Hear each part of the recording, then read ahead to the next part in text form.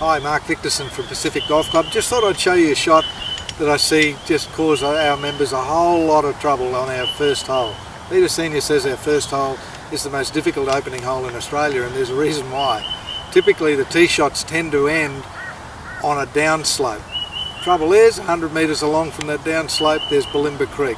So what happens is a lot of the members either top the ball into the creek or they'll hit the ball fat where the club impacts on the ground too early.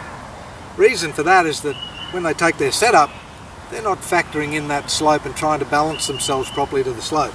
So what we try and do, we've got to try and get ourselves so that we're matching the slope. It's a bit like the mast on a ship. Your spine's got to go with that deck. So imagine that your spine was the mast on a ship. As the deck rolls, so does the mast. Well, that's what your spine's got to do. So you've got to go with that slope. And the one thing I'll try and do, I'll widen that stance out a little bit because I'm really leaning down that slope. I don't want to topple over.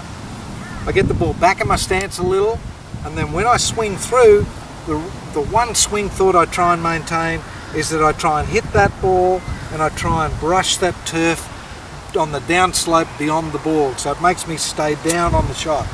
Where golfers get into strife is they try and get too much into their normal posture. Now the ground's elevated up in behind. It's too easy to hit like that in behind, or if they miss the ground, the club's tending to then work its way up and they top the ball into the creek. So if you work on that, trying to get your spine level with the slope, broader stance, and try and brush the grass beyond the ball once you've hit it, I think you're going to have no problem on those downhill lies.